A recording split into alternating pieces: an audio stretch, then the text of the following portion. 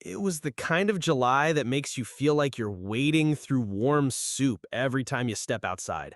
Another summer back from college, another shift at the same sun-bleached pizza place, slinging pepperoni and dealing with tourists who couldn't find the beach.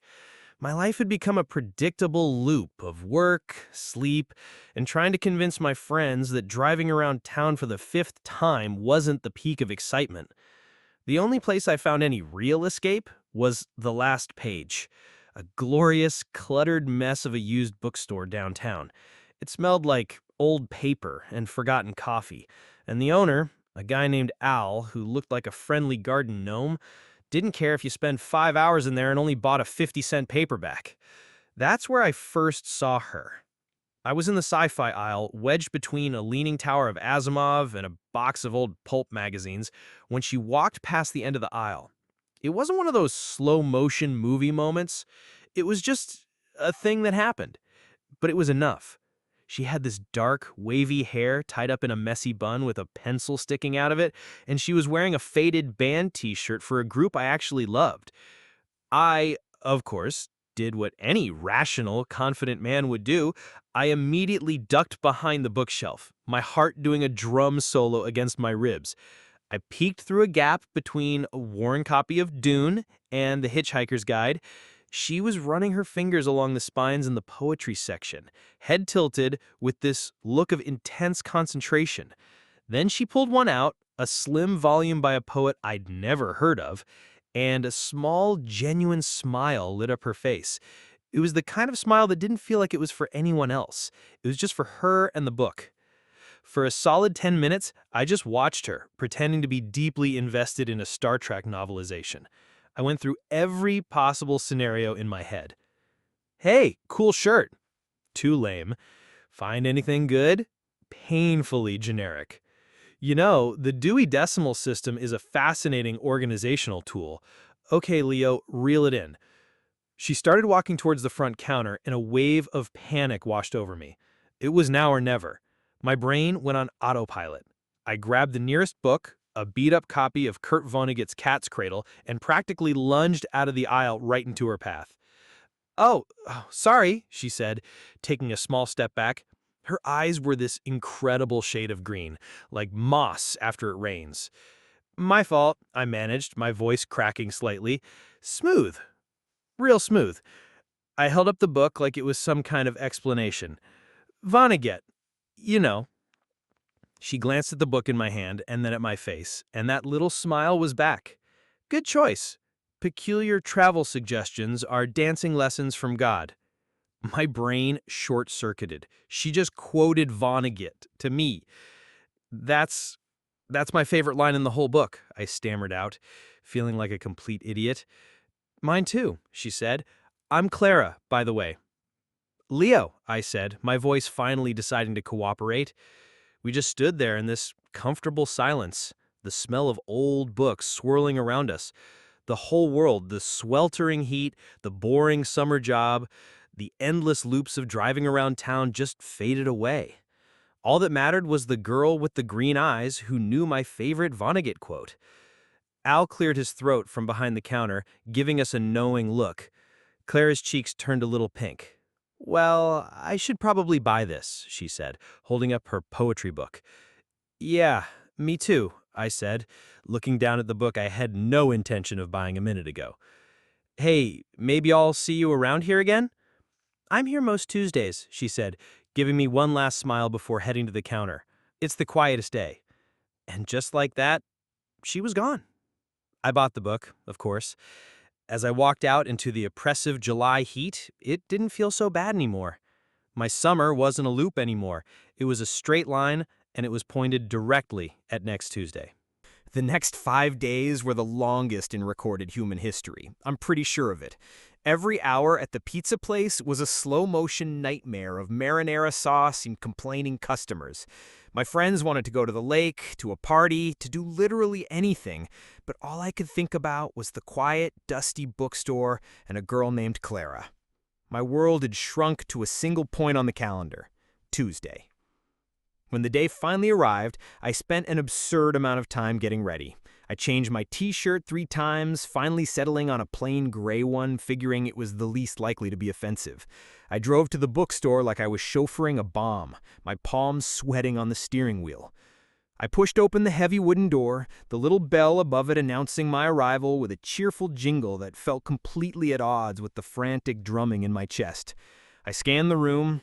No Clara at the poetry section, no Clara by the front counter. A cold, heavy feeling started to settle in my stomach. What if she wasn't coming? What if she just said that to be nice? I tried to play it cool.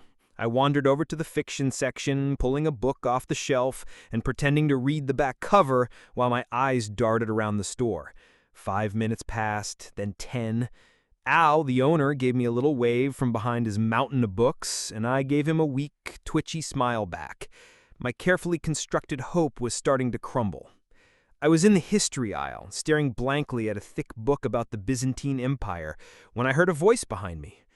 "Finding anything interesting about Constantine?"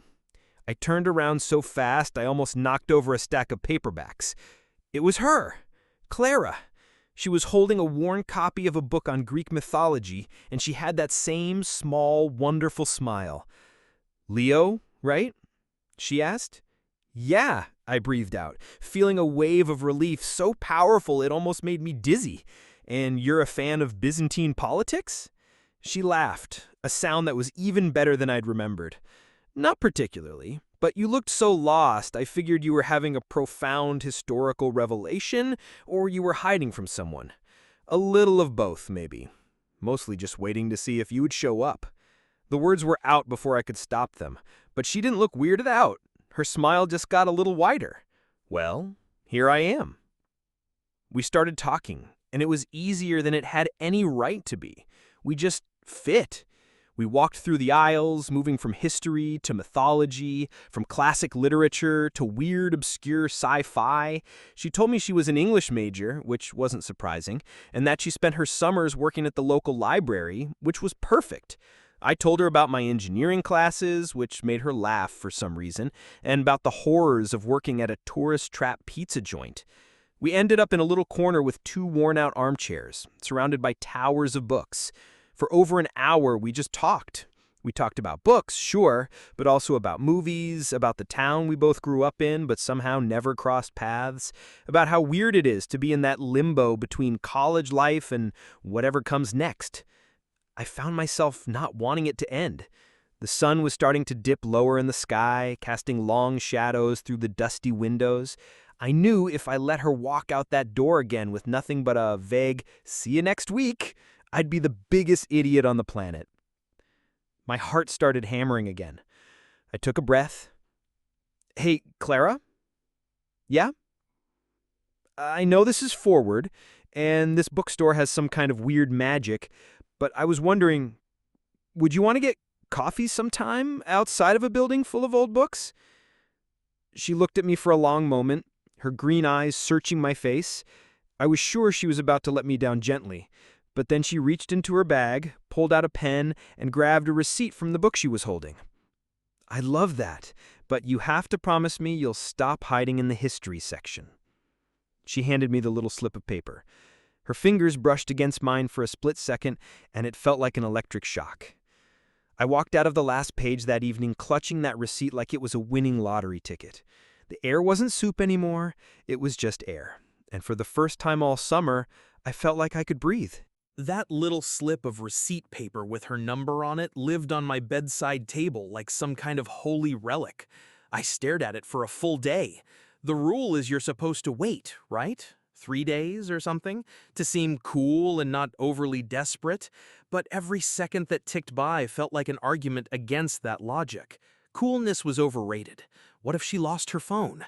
What if she met some other, less hesitant guy in the history section? On Thursday evening, I couldn't take it anymore. I retreated to my room, shut the door, and typed her number into my phone with the focus of a surgeon. I wrote and deleted at least 10 different opening texts. "Hey, it's Leo from the bookstore." Too formal. "Hey, Clara." Too casual. "This is Leo. Remember me, the guy who almost knocked you over with a Vonnegut novel?" Definitely not.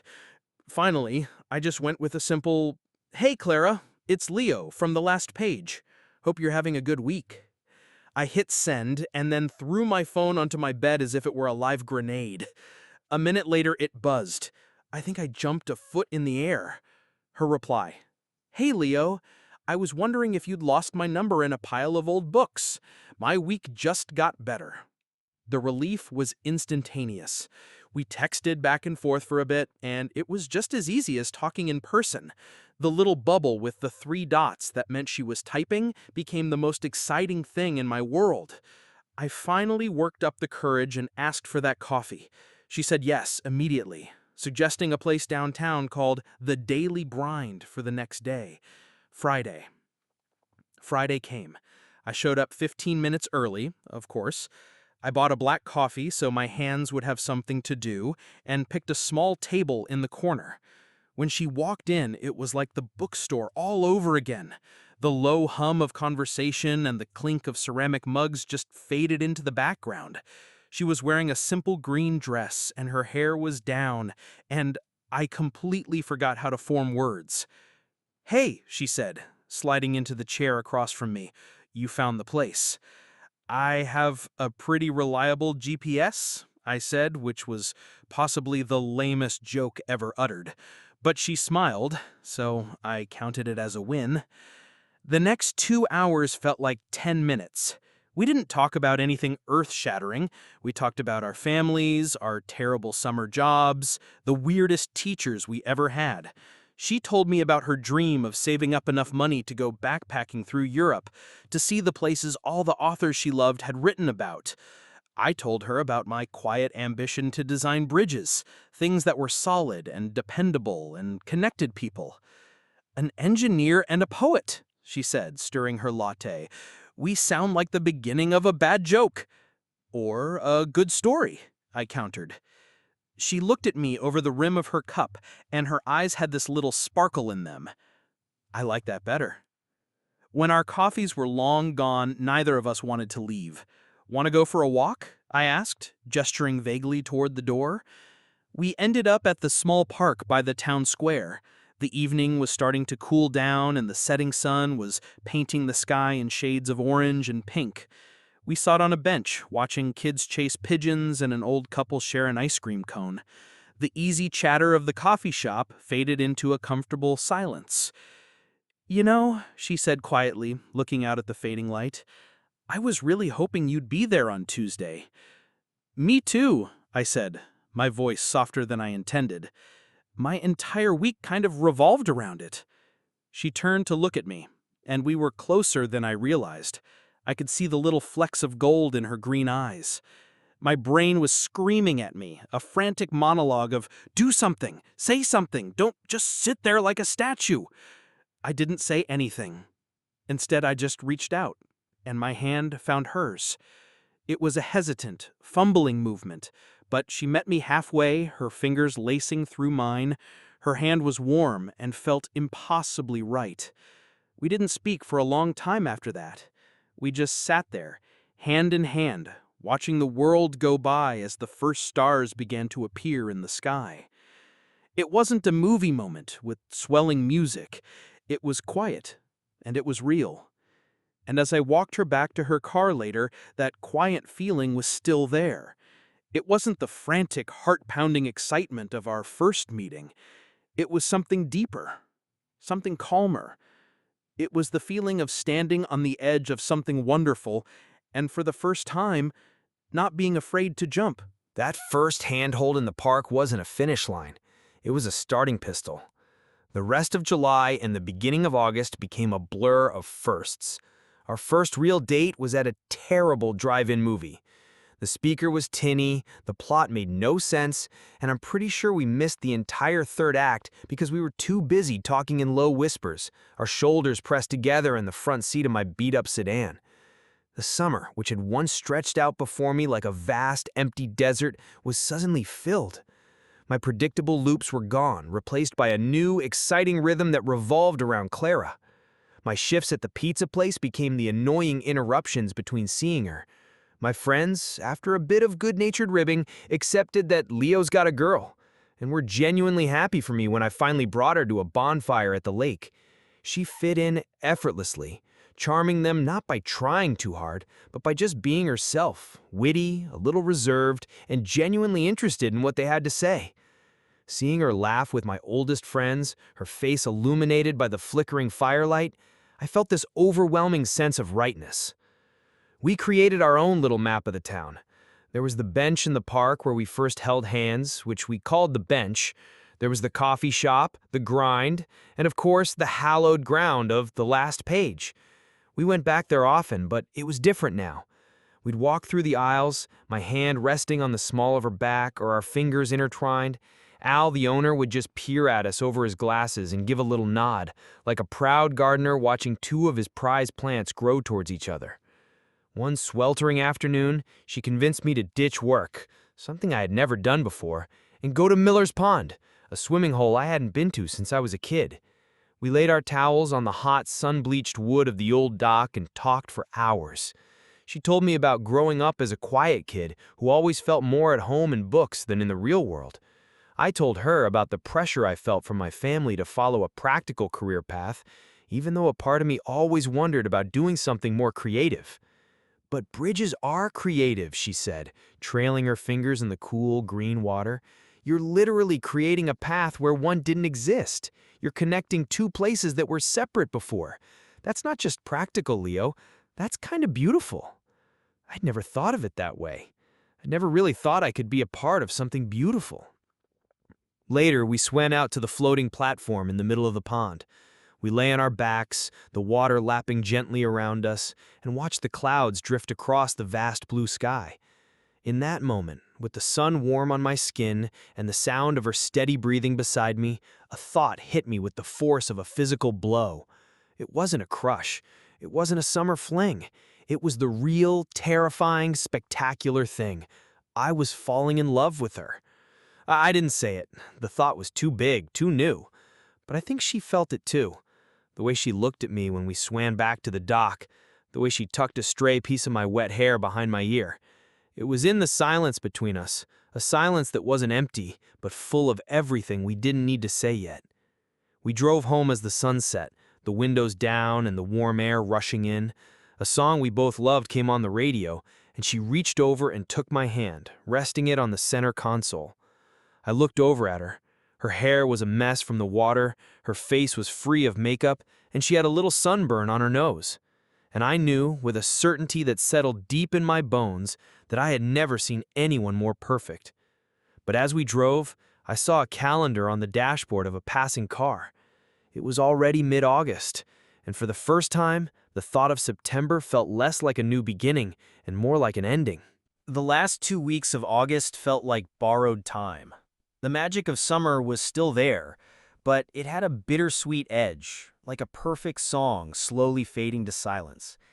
The nights started to get a little cooler, the sun set a little earlier, and the first back-to-school signs appeared in shop windows, each one a little reminder of the clock ticking down. We never talked about it directly, but the unspoken question hung in the air between us. What happens in September? My campus was a 3-hour drive west, hers was 2 hours north. We were close enough to make it impossible and just far enough to make it hurt.